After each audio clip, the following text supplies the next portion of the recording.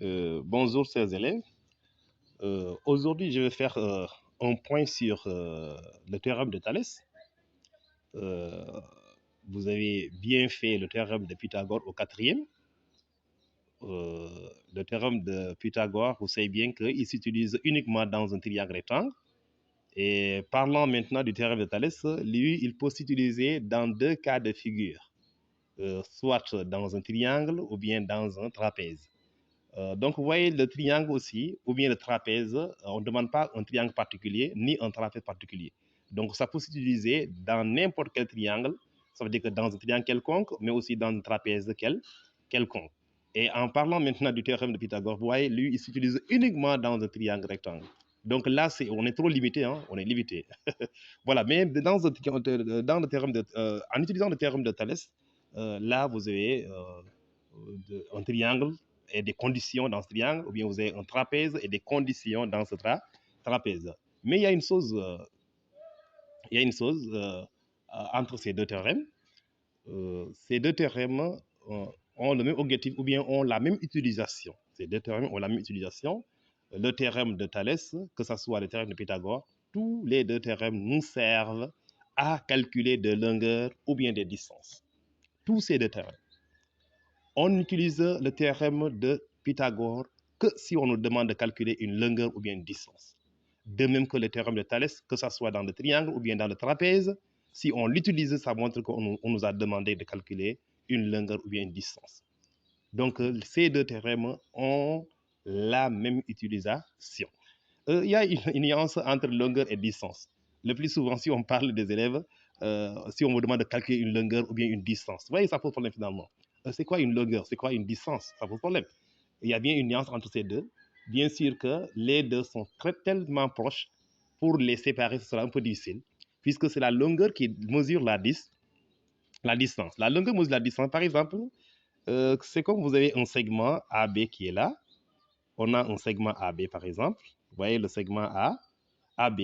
La distance de A à B, ça veut dire que c'est l'écart qui se trouve entre A et B qu'on appelle la distance. Cette distance, je peux dire, c'est 8 par exemple. Entre A et B, il y a 8 écarts. Hein? L'écart de A et B, c'est 8. Je peux dire que c'est 8. Mais ça veut dire que la distance, on ne l'associe pas à une unité. La distance ne s'associe pas à une unité. C'est la longueur maintenant qui vient maintenant pour mesurer la distance. C'est comme vous avez un décamètre ou bien un mètre maintenant pour mesurer de A à B. Le fait de mesurer maintenant la valeur que tu vas trouver, c'est ça qu'on appelle la longueur. C'est cette longueur maintenant qui est associée à une unité, mais la distance, si on l'écrit normalement dans un exercice ou bien ailleurs, on ne doit pas l'assimiler à une unité. On doit l'écrire seulement si la distance, si l'écart c'est 8, on met l'écart c'est 8. Si l'écart c'est 16, on met l'écart c'est 16. Par exemple, on dit AB égale A, on dit par exemple AB égale A 16. Mais si on mesure AB avec les instruments de mesure, on va dire que maintenant que AB égale à par exemple 16 cm, ça dépend, ou bien AB égale à 16 mètres, ça dépend de l'instrument de mesure que j'ai utilisé. Donc vous voyez, c'est la longueur qui est assimilée à une unité, mais si c'est la distance par exemple, si c'est distance, on ne met pas d'unité. Hein. Ça c'est distance, mais ça c'est longueur. Ça c'est longueur. Donc si c'est la longueur, on va l'assimiler à une unité. Mais la distance, normalement, il ne doit pas avoir d'unité. Hein. Voilà.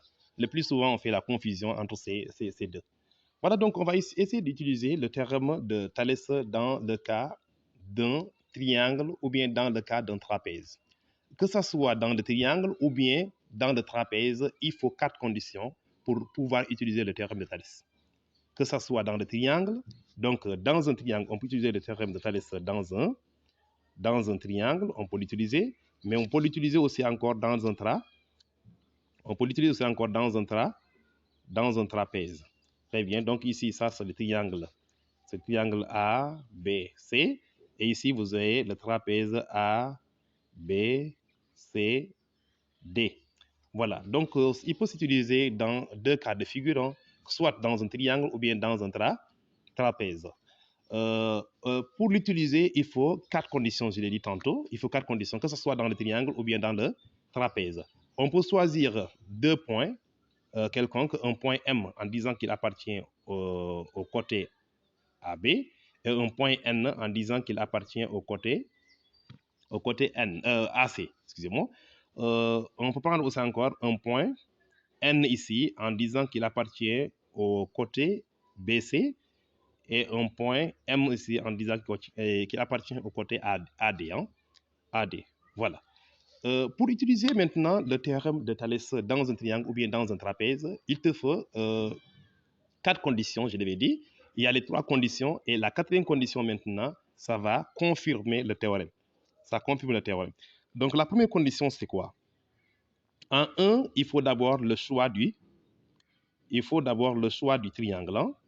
le choix du triangle ou bien le choix du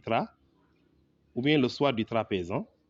Il faut le choix du triangle ou bien le choix du trapèze. Donc, en premier temps, d'abord, il faut le choix du triangle ou bien le choix du trapèze. Tu choisis un triangle ou bien un trapèze. Donc, il y a le choix du triangle ou bien le choix du trapèze. Donc, voilà la première condition à faire d'abord pour utiliser le théorème de Thalès. Dans n'importe quel exercice, avant d'utiliser le théorème de Thalès, autrement dit, si on vous demande de calculer des longueurs ou bien des distances, si on vous demande de calculer des longueurs ou bien des distances dans un exercice de géométrie, on peut penser au théorème de Thalès. Mais on regarde bien la figure. Est-ce qu'on peut avoir ces 4 conditions à l'intérieur?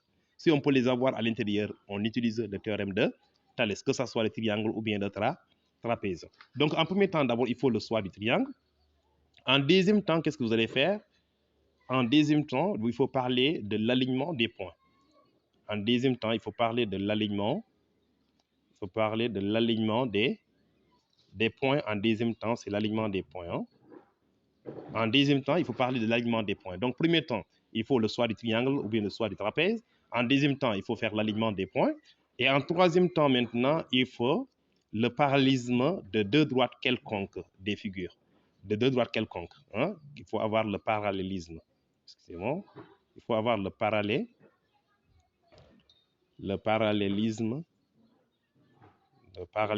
de 2 droites. Hein? Le parallélisme de 2 droites quelconques. Hein? Le parallélisme de 2 droites quelconques. Donc, il faut le parallélisme de 2 droites quelconques. Ça, c'est la troisième condition. Donc, première condition, soit du triangle du trapèze. Deuxième condition, il faut l'alignement. Ça, on le fait toujours dans un exercice. Là, on demande de calculer des longueurs ou bien des distances en utilisant le terme de que ce soit le triangle ou bien le trapèze. Donc, il faut le choix du triangle ou bien le choix du trapèze. Il faut l'alignement des points obligatoire. Mais il faut montrer le parallélisme aussi, ça, si ça existe. Des fois, ce parallélisme-là, ça est dans l'énoncé comme hypothèse ou bien comme donnée. Tu peux l'avoir dans l'exercice comme donnée.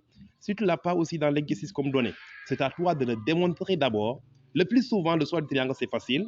L'alignement des points, là, c'est facile. Toujours ça, on le voit au niveau de la figure. Ce qui pose problème des fois, c'est quoi? C'est le parallélisme. Des fois, tu n'as pas le parallélisme. Autrement dit, le parallélisme, tu n'as aucune information du parallélisme. Si tu n'as aucune information du parallélisme maintenant, c'est à toi de démontrer ce parallélisme. Mais s'il n'y a pas possibilité de démontrer ce parallélisme, qu'est-ce que tu vas faire maintenant? Dis-toi qu'on ne peut pas utiliser le terme de Thalès dans cet exercice. Donc, il faut utiliser une autre méthode maintenant pour calculer la longueur manquante ou bien la distance manquante. Soit on peut passer par Pythagore, ou bien théorème des droits des milieux, ou bien autre chose. Donc, il y a beaucoup de méthodes pour calculer de longueur. Donc, mais avec le théorème, il faut ces conditions. Une fois que vous avez le parallélisme aussi, il nous reste maintenant la 4e condition. Et la 4e condition maintenant, c'est l'égalité des rapports. Ça veut dire que les longueurs des côtés correspondants sont proportionnelles, que ce soit le triangle ou bien le trapèze. Donc, on a parlé de parallélisme, n'est-ce pas? Donc, si c'est par exemple dans ces figures, je vais revenir sur ça, avec le AB, le triangle ACB et le trapèze ABCD. Je vais revenir sur ça. Mais pour l'instant, une fois on a ces 3 étapes, il nous reste la 4e étape, c'est quoi? C'est l'égalité des... On aura l'égalité des rapports. Hein? On aura l'égalité des rapports. Ça veut dire que les longueurs des côtés correspondants sont proportionnelles. On aura l'égalité des rapports, bien sûr. Vous aurez ça, qui est égal à l'autre. Hein? On aura l'égalité des rapports. Donc, vous aurez l'égalité des rapports en 4e condition. Et cette 4e condition maintenant, si c'est dans un exercice, on va dire d'après le théorème de Pythagore. Voilà, donc ça prend beaucoup de temps. mais ça vaut la peine quand même. Si je veux prendre l'exemple que j'ai mis ici, le triangle ABC, pour que le triangle ABC maintenant, pour que je puisse utiliser le théorème de Thalès dans le triangle ABC, il me faut le parallélisme de MN et BC. Donc, si je veux l'utiliser dans le triangle, par exemple, je vais choisir un triangle. Je prends par exemple le cas de ce triangle. Je vais dire, en premier temps, je vais choisir le triangle. Je dis soit ABC1, soit ABC un triangle. Vous voyez, n'est-ce pas? Soit ABC un triangle. En petit 2, maintenant, je vais parler de l'alignement des points. L'alignement des points, en disant qu'un point appartient à un segment, ou bien à une demi-droite, ou bien à une droite, ça montre que les 3 points sont alignés. Donc, je vais dire M appartient à AB. C'est quel AB? C'est AB segment. Mais j'ai aussi N qui appartient à AC segment, Ça montre que les points MAB sont alignés, les points NAC aussi sont alignés. Très bien. Si on a maintenant cela dans les données, que MN est parallèle à ABC, donc en troisième position, vous avez MN parallèle à ABC. Si j'ai MN parallèle à ABC maintenant, je vais parler de MN parallèle à ABC. Si on ne l'a pas donné dans les données, c'est à moi de le démontrer si c'est possible. Si c'est possible. Si ce n'est pas possible, donc dis-toi que tu ne peux pas utiliser le théorème de Thalès dans cet exercice. Donc si c'est possible, tu vas démontrer cela. Soit c'est dans l'énoncé, c'est une donnée. Si ce n'est pas une donnée maintenant et tu as la possibilité, par rapport aux données qu'on t'a données, si tu as la possibilité de démontrer que les droits sont parallèles, tu vas démontrer que les droits sont parallèles d'abord. Ça, il faut le montrer. Si tu ne l'as pas donné, c'est à toi de le montrer que les droits sont parallèles.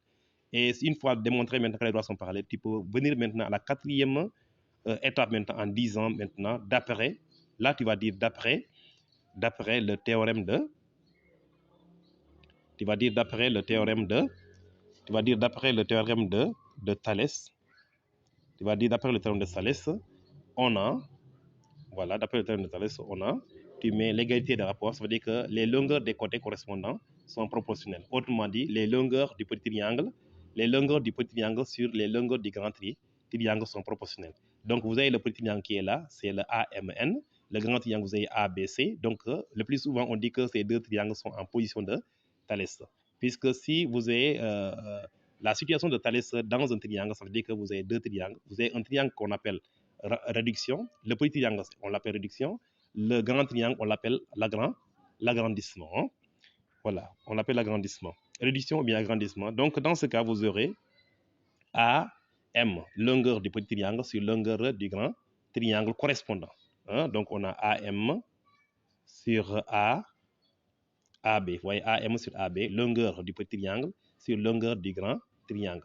Mais des côtés correspondants. Ce sont les côtés qui correspondent. Donc, vous avez AM sur AB égale AN sur AC. Donc, voilà, le petit triangle, le côté AN est là. Le grand triangle, le côté AC est là. Donc, AN sur AC. Vous avez AN sur AC. Voilà le théorème. Donc, vous avez l'égalité de ces rapports. Donc, une fois que vous avez l'égalité de ces rapports maintenant, si on vous demande de calculer des longueurs, le plus souvent, vous avez un terme qui manque ici. Ça veut dire qu'il y a un terme qui est inconnu ici. Soit c'est AN qu'on ne connaît pas, ou bien soit c'est AC qu'on ne connaît pas, ou bien c'est le AM qu'on ne connaît pas, ou bien c'est le AB qu'on ne connaît pas. De toute façon, toujours, il y a un terme qui manque, qui est de l'inconnu. C'est ce terme maintenant qu'on demande de calculer. Ça veut dire qu'il y a une longueur manquante, sinon tout le reste, tu dois le savoir. Donc, toujours, si vous avez cette égalité, il y a un rapport là où on connaît son numérateur et son dénominateur. Et l'autre rapport, le second rapport, on connaît soit son numérateur ou bien son dénominateur, mais on connaît un terme seulement de ce rapport. Et l'autre terme maintenant, ce sera l'inconnu. C'est cet inconnu qu'on doit chercher. Et pour chercher cet inconnu maintenant, il faut faire l'égalité de deux rationnels maintenant pour le tirer. En faisant l'égalité de rationnels, ça veut dire que tu mets produit des extrêmes égal à produit des moyens. En faisant produit des extrêmes et produit des moyens, facilement on va tirer la valeur de l'inconnu. Donc l'inconnu, si c'est au niveau du premier rapport, au niveau du numérateur, on peut le tirer. Si c'est au niveau du dénominateur, on peut le tirer. Deuxième rapport aussi, que ce soit numérateur ou bien dénominateur, toujours on peut le tirer. Ça montre que si vous avez cette égalité, toujours il y a un seul terme qui manque, c'est-à-dire un seul terme qu'on ne connaît pas. Et en utilisant l'égalité des deux rationnels, c'est-à-dire pour les dessins et pour les domaines, facilement on va tirer la valeur manquante. Donc ce sera le calcul de la longueur manquante. Et ce qu'on a fait ici au niveau du cas du triangle, c'est la même chose au niveau du cas du trapèze. Avec le trapèze aussi encore, vous voyez bien, vous aurez deux trapèzes en position de Thalès. Donc, vous avez le grand trapèze et vous avez le petit trapèze. Donc, le trapèze, il faut toujours indiquer les bases. Ici, les bases du trapèze, c'est A, B et D. DC, les droits qui sont parallèles maintenant, c'est MN et DC sont parallèles. Mais dire que MN est parallèle à DC, ça montre aussi que MN est parallèle à AB, puisque dans un trapèze, toujours, vous avez 2 supports de côté parallèle et 2 supports de côté séquent. C'est ça un trapèze même, c'est un quadrilatère. C'est un quadrilatère qui a 2 côtés de support parallèles et 2 côtés de support séquent. C'est pourquoi si vous avez le parallélisme d'un côté, toujours vous avez 3 parallèles.